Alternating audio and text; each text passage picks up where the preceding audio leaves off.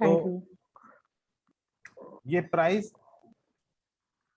एक जगह से ऊपर जाती है, एक हाई बनाती है, फिर वापस आती है और वो लो को ब्रेक नहीं करती और फिर अगेन ऊपर की तरफ चली जाती है और इस हाई को ब्रेक करके जाती है, तो हायर हाई बन जाता है। हायर हाई इसलिए कि इसने हाई को ब्रेक किया है, इसने हाई को ब्रेक किया तो हायर हाई बन गया।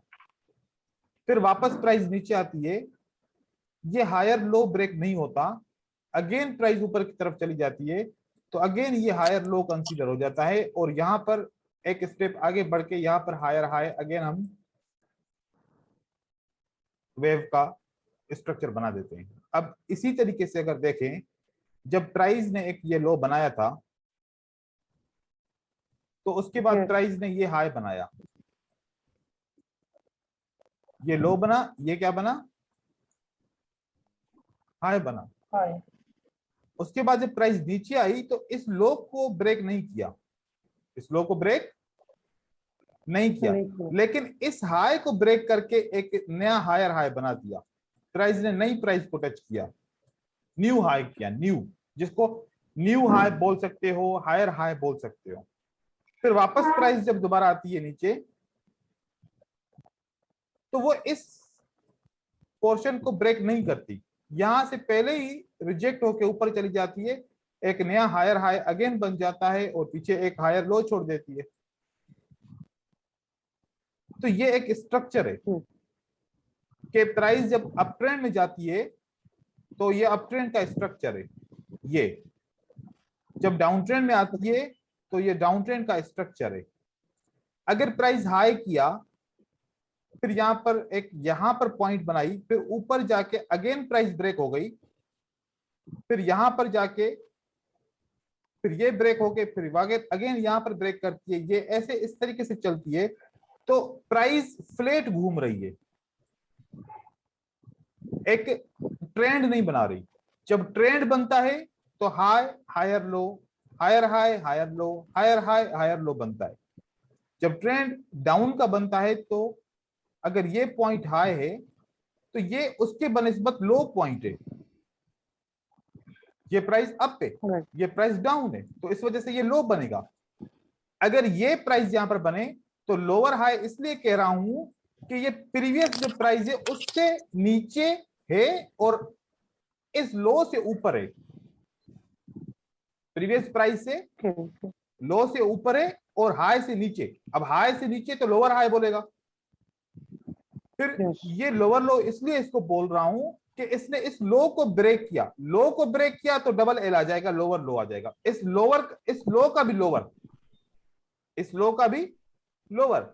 अगेन हमारा एक ये लेवल हाई बना था, अगर प्राइस इससे पहले ब्रेक करके नीचे आ जाती है तो अगेन एक लोअर हाई, ये लोअर हाई इसका बनेगा।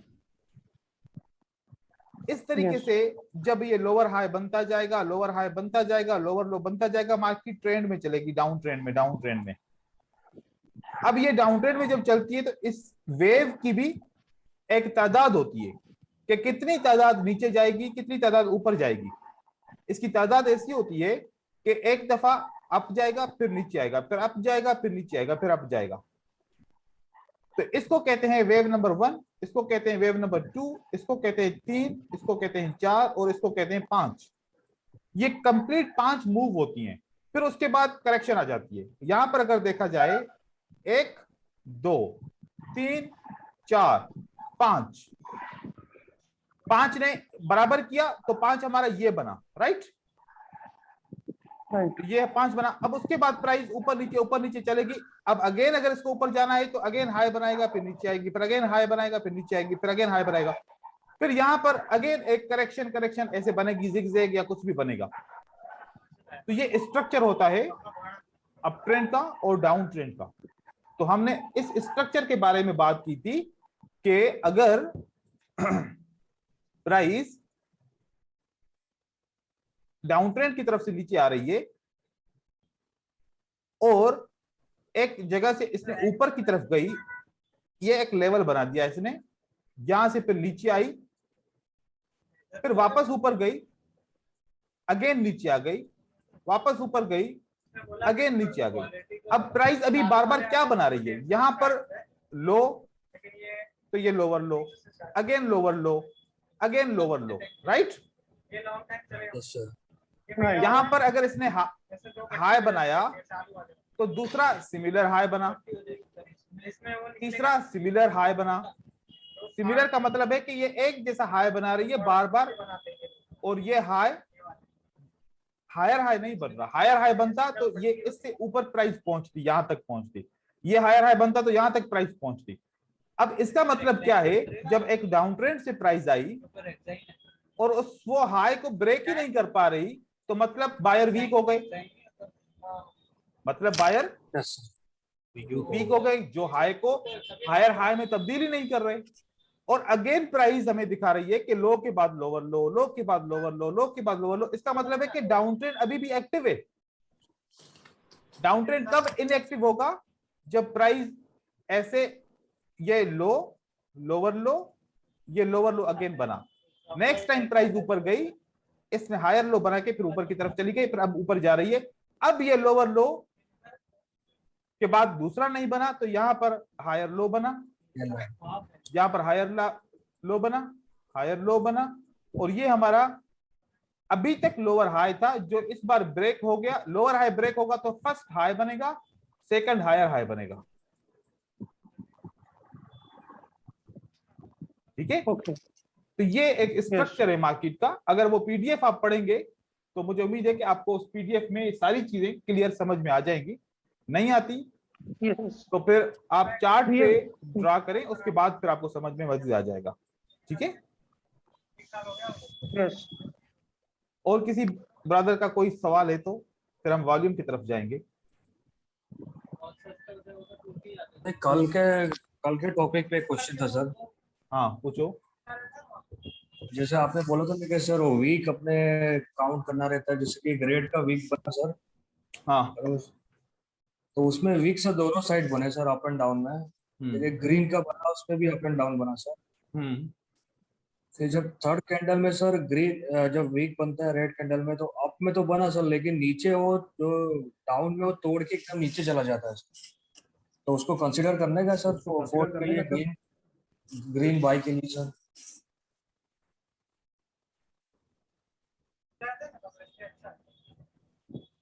ऐसे ये रेड में भी ऊपर भी वीक बना था, नीचे भी वीक बना था।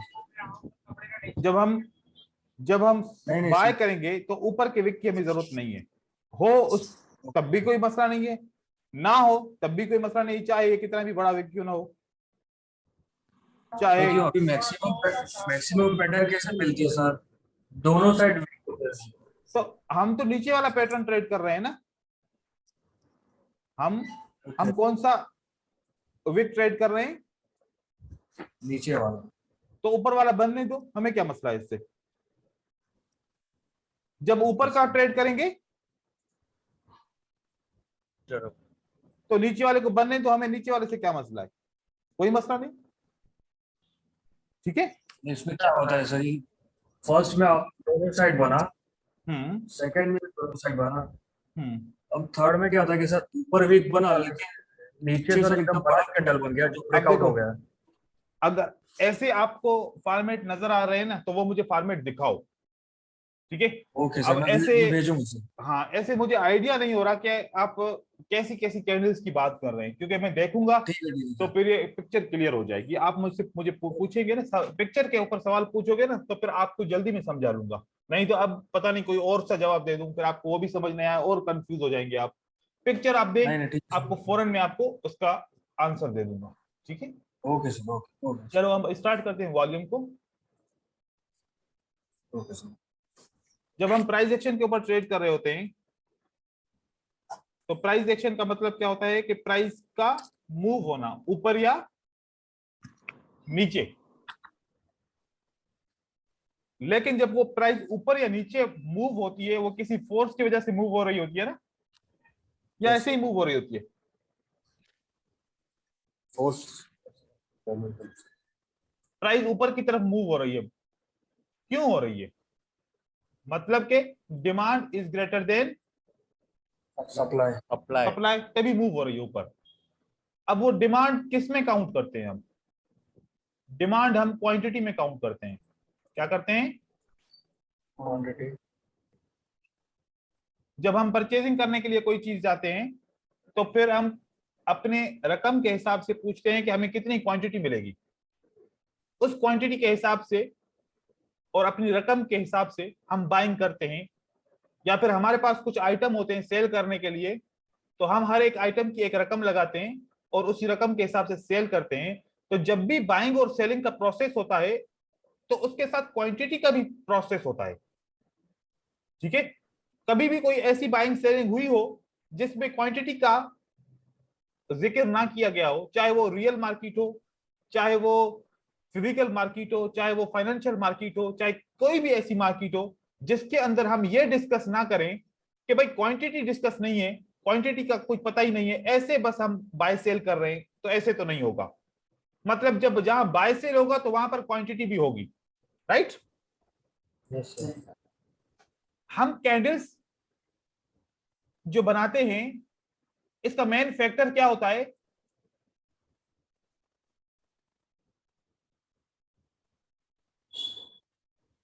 Time frame. ये टाइम फ्रेम क्यों होता है? क्योंकि एक इंफॉर्मेशन प्राइस की मूवमेंट की विद इन टाइम फ्रेम हमें चाहिए होती है। अगर एक महीने की मैं कैंडल यहां पर लगाऊं और मैं बाइंग और सेलिंग करूं, मुझे क्या पता चलेगा कि अब मुझे बाय करना चाहिए, अब मुझे सेल करना चाहिए? कुछ भी पता नहीं चलेगा। राइट?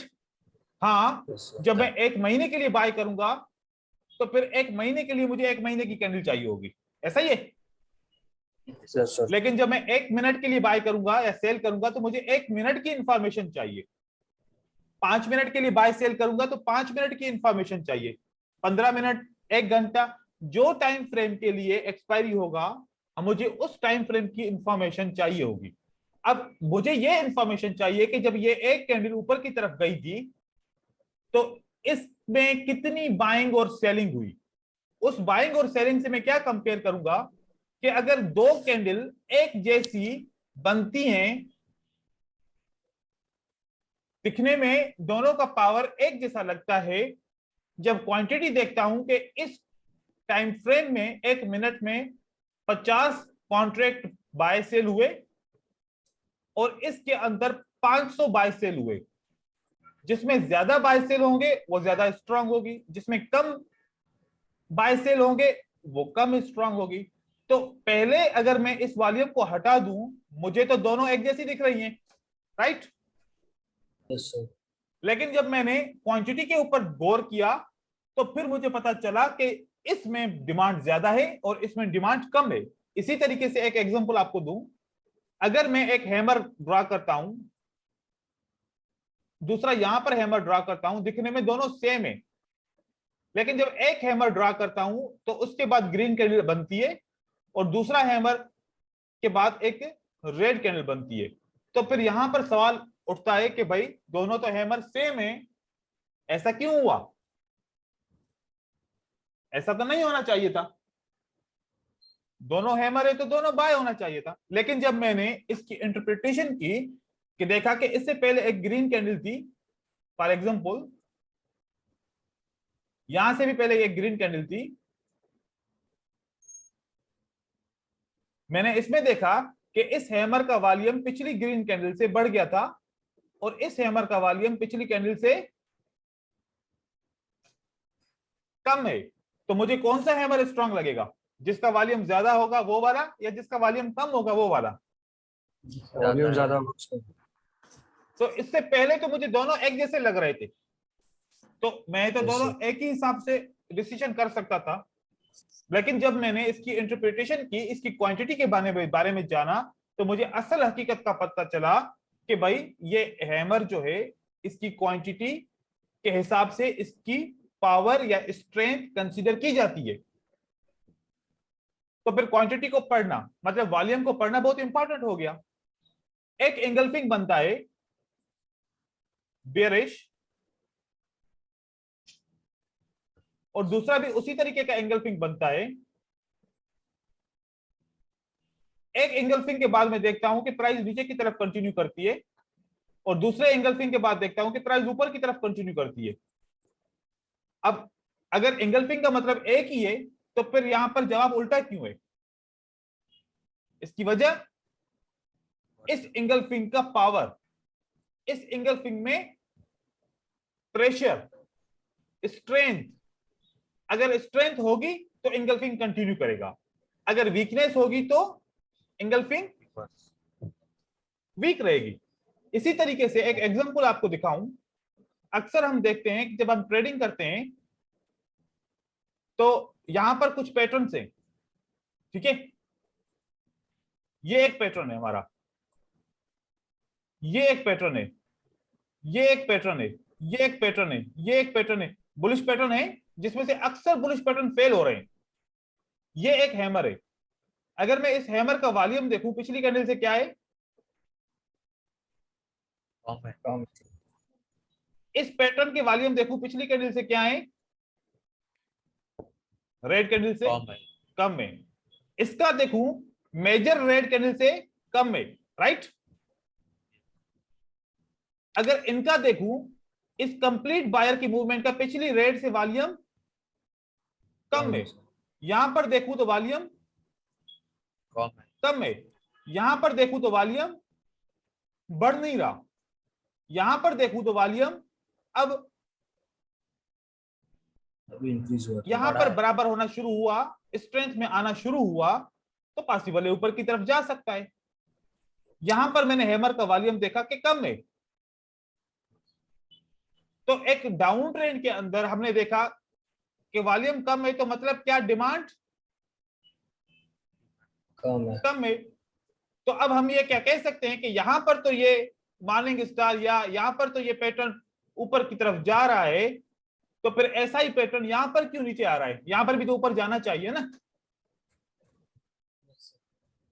लेकिन आपको अभी पता चला कि एक डाउन ट्रेंड के अंदर डिमांड कम होती है और एक अप ट्रेंड के अंदर डिमांड ज्यादा होती है। डिमांड ज्यादा होने की वजह से बुलिश पैटर्न काम करते हैं और डिमांड कम होने की वजह से बुलिश पैटर्न काम नहीं करते।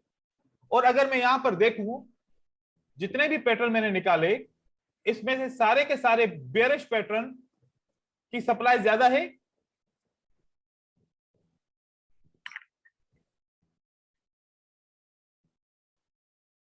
एक आधा पैटर्न है जिसकी सप्लाई बराबर है, ठीक है।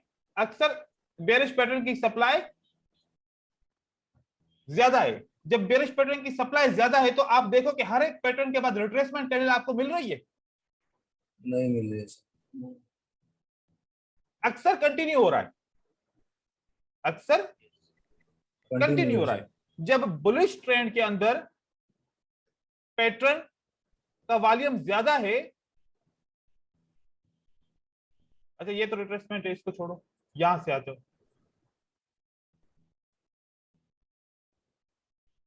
वॉल्यूम ज्यादा है तो क्या हो रहा है, कंटिन्यू कर रहा है अपसाइड, और वॉल्यूम यहां पर बेरिश का ज्यादा है तो कंटिन्यू कर रहा है। अब अगर इस कंटेंट को देखते हैं तो हमें एक ट्रेंड को सिलेक्ट करना चाहिए, उस ट्रेंड के, अगर ट्रेंड बेरिश है तो बेरिश पैटर्न को सिलेक्ट करना चाहिए, और अगर वॉल्यूम इंक्रीज होता है तो अगली कैंडल पे हम ट्रेड करना चाहिए।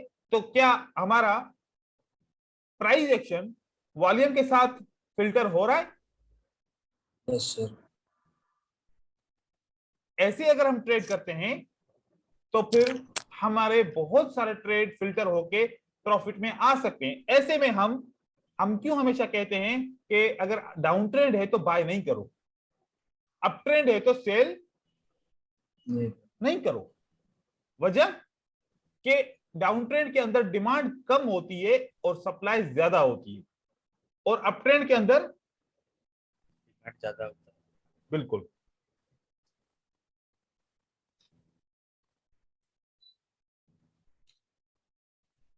ठीक है। तो इस तरीके से ये बहुत इंपॉर्टेंट है वॉल्यूम को समझना, सही है। अभी ये तो मैंने आपको ऐसे जैसा इंट्रोडक्शन दिया, लेकिन अभी इसके अंदर हम बहुत सारी चीजें, इसके टर्म्स कंडीशंस पढ़ेंगे, ठीक है। टर्म्स कंडीशन क्या रहेंगे इसके, कि फॉर एग्जांपल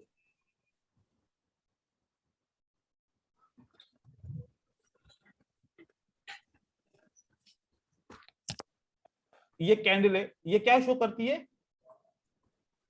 प्राइस एक्शन से प्राइस को, और ये इसका वॉल्यूम है, वॉल्यूम बार। हम ये लिखेंगे कि ये जो प्राइस है, ये जो प्राइस है, इसको हम कहेंगे कि ये हमारा रिजल्ट हो सकता है। किसका? ये जो हम यहां पर एफर्ट करेंगे, बाइंग करना, सेलिंग करना, क्या है? एफर्ट है। एफर्ट है। तो अगर मैं वॉल्यूम को कहूं एफर्ट और प्राइस को कहूं रिजल्ट, मैं देखना चाहूं कि जितनी मैंने एफर्ट लगाई, क्या उस हिसाब से प्राइस इंक्रीज हुई या नहीं हुई। अगर जितनी मैंने एफर्ट मैंने इतनी लगाई, तो प्राइस को इतना ऊपर जाना चाहिए। अगर मैंने इतनी एफर्ट लगाई और प्राइस इतनी बढ़ती है, तो मैं सोचूंगा ना, मैं तो भाई धक्का इतना लगा रहा हूं, लेकिन आगे गाड़ी चल क्यों नहीं रही? इतनी मैं बाइंग सेलिंग कर रहा हूं, बाइंग कर रहा हूं, तो प्राइस आगे क्यों नहीं बढ़ रही? जरूर मेरे जहन में यह बात आएगी, राइट? तो इस मूवमेंट का मतलब, अगर प्राइस आगे नहीं बढ़ रही तो क्या है? कोई रुकावट है। उसी रुकावट की वजह से प्राइस आगे नहीं बढ़ रही। जो हमें एक रेजिस्टेंस नहीं दिख रही थी, वो यहां पर एक रेजिस्टेंस है, जिसकी वजह से प्राइस इसको ब्रेक नहीं कर पा रही। ठीक है? अगर प्राइस ब्रेक नहीं कर पा रही, तो ये जो टर्म होगा और ये जो टर्म होगा, दोनों मुख्तलिफ मुख्तलिफ टर्म होंगे।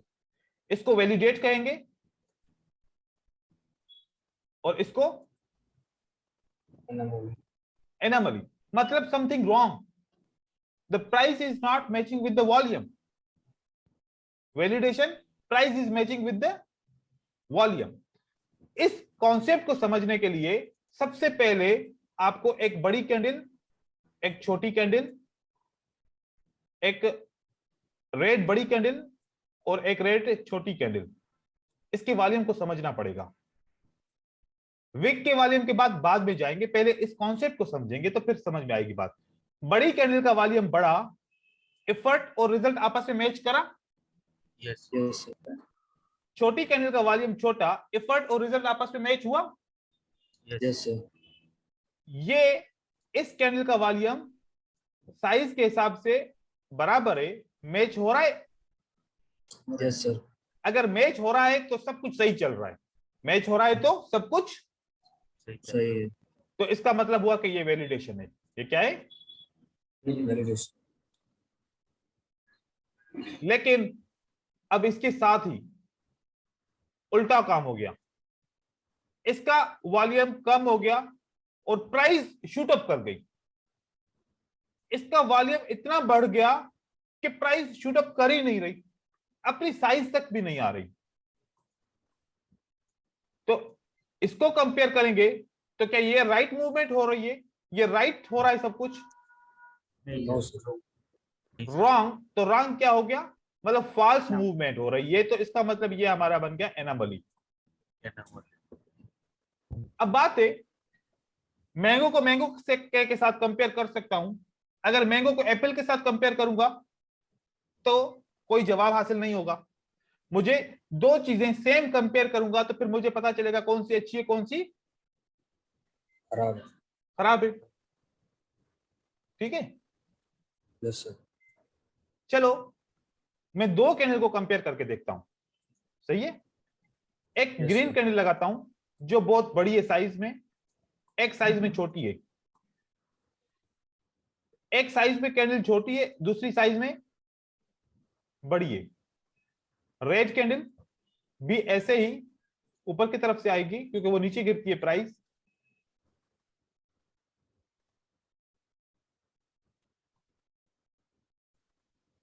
वॉल्यूम देखा, बड़ी कैंडल का वॉल्यूम छोटा हो गया, छोटी कैंडल का वॉल्यूम बड़ा हो गया। क्या मूवमेंट सही हुई? नहीं सर। नहीं सर।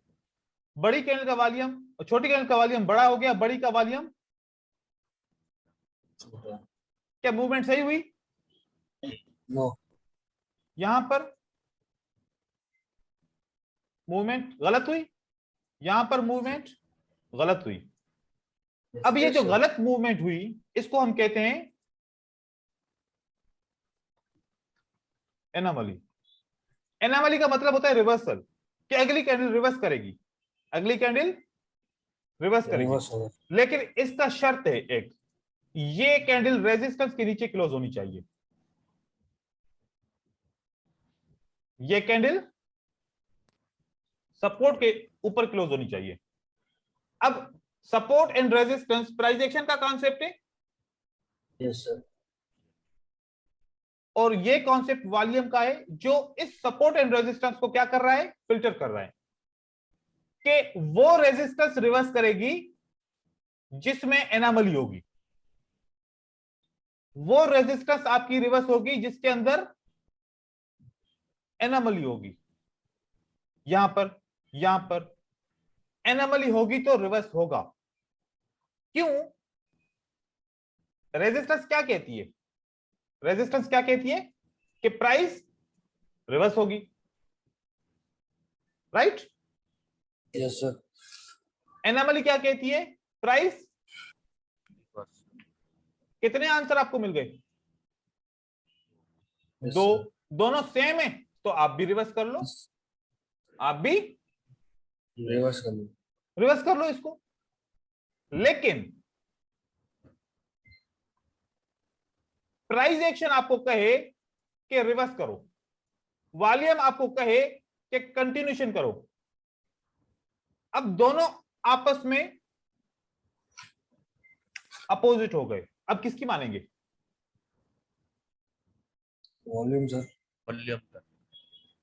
वॉल्यूम मानेंगे। यस। प्राइस एक्शन एक गन है, प्राइस एक्शन क्या है, गन। लेकिन इसके अंदर बुलेट्स नहीं है। क्या करेंगे विदाउट बुलेट्स? कुछ भी नहीं। हाँ, वॉल्यूम आपकी बुलेट्स है, वॉल्यूम क्या है आपकी, बुलेट्स है। जब प्राइस एक्शन और वॉल्यूम दोनों साथ होगा तो आप इससे डरा भी सकते हैं, फायर भी कर सकते हैं, राइट? अब आप गन के साथ फायर करेंगे, खाली विदाउट बुलेट्स होगा ही नहीं, खाली बुलेट्स का क्या करेंगे, कुछ भी नहीं होगा। जब दोनों अपोजिट होंगे तो ट्रेड ही नहीं करना, अवॉइड करना है। जब दोनों अपोजिट होंगे तो ट्रेड ही नहीं करना, क्योंकि इसका रिजल्ट होगा 50-50। अब 50-50 से आपका परफॉर्मेंस खराब हो जाएगी, 50-50 से परफॉर्मेंस खराब हो जाएगी आपकी। जब दोनों चीजें कहें कि बाय सेल करो तो आप करो, नहीं तो छोड़ दो, ठीक है? तो ये आपका फिल्टर, क्योंकि जितने भी मार्केट के अंदर स्ट्रेटजीज हैं, सबकी सब स्ट्रेटजीज 50% से 60% के अंदर होती हैं विदाउट फिल्टर। जब उनको फिल्टर करते हैं तो आपकी स्ट्रेटजी की विनिंग रेशियो बढ़ जाती है। जब फिल्टर करते हैं तो सेटअप कम हो जाते हैं, जब मजीद फिल्टर करते हैं तो और सेटअप कम हो जाते हैं। हम वो आटा छानते हैं ना, अगर छन्नी में छाने तो मोटा मोटा भी आ जाता है, अगर कपड़े में छाने तो फिर क्या आता है, बिल्कुल बारीक सा आता है और थोड़ा सा आता है, छन्नी के बराबर। तो आपको अगर बिल्कुल फिल्टर्ड सिग्नल चाहिए तो फिर वॉल्यूम और प्राइस एक्शन को आपस में मिलाना होगा। इसमें आपके लॉसेस कम होंगे, प्रॉफिट ज्यादा होंगे, और आपको एंट्रीज कम मिलेंगी। आपको इंतजार करना पड़ेगा, आपके अंदर फिर पेशेंस होना चाहिए, ठीक है? ये हो गया हमारा एनामली, राइट? अगर सपोर्ट नहीं है, अगर सपोर्ट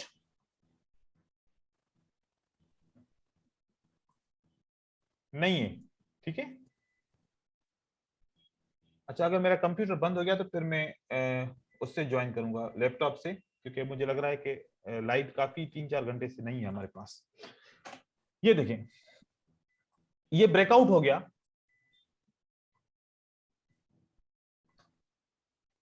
तो उस सूरत में भी ब्रेकआउट का मतलब रिवर्सल होगा, अक्सर फेक ब्रेकआउट होते हैं, और एनामली का मतलब भी रिवर्सल। तो ये वाला ब्रेकआउट आपको रिवर्सल दे देगा,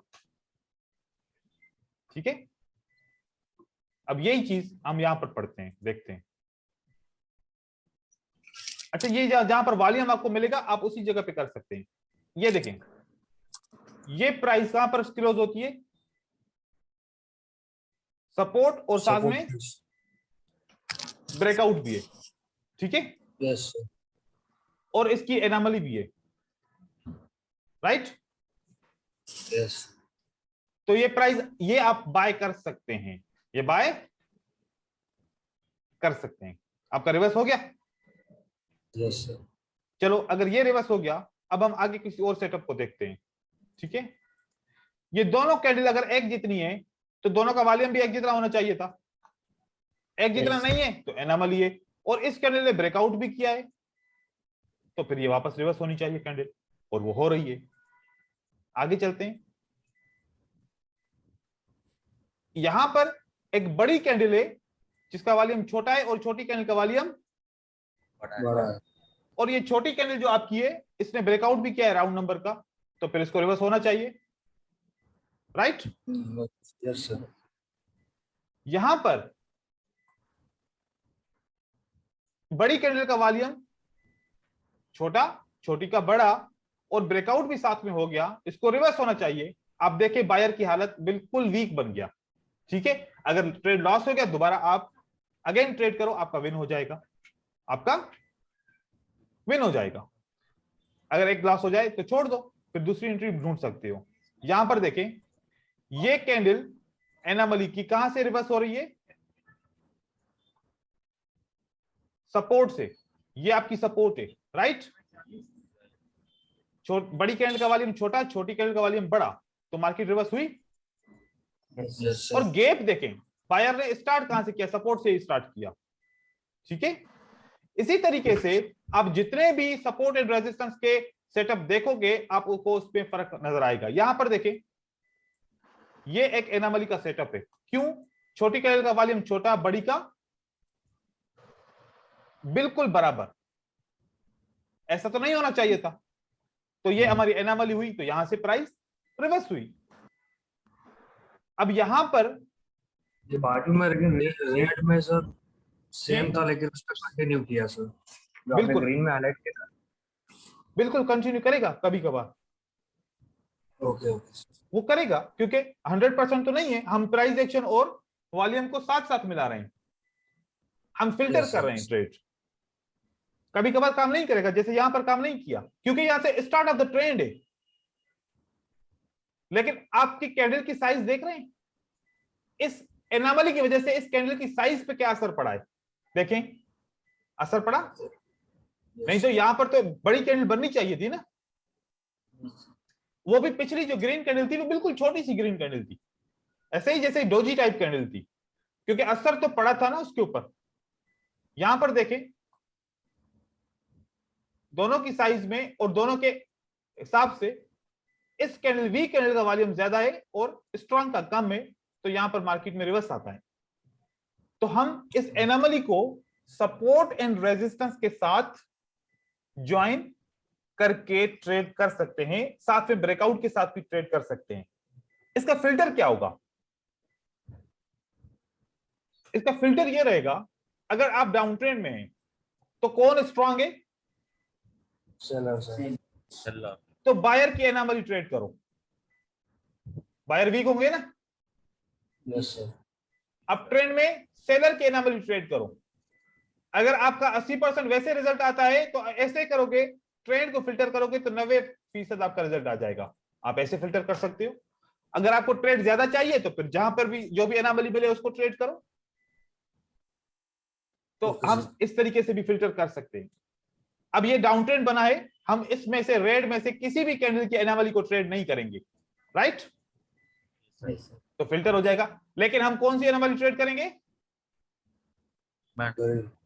ग्रीन की, ठीक है। सर इसमें रेजिस्टेंस और सपोर्ट का तो दो टाइप के ही मिलेंगे ना, एक कैंडल का और एक आरएम नंबर का।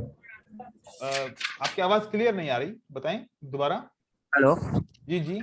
सर, इसमें रेजिस्टेंस और सपोर्ट तो दो टाइप के ही मिलेंगे ना, एक कैंडल का और एक आरएम नंबर का। कोई भी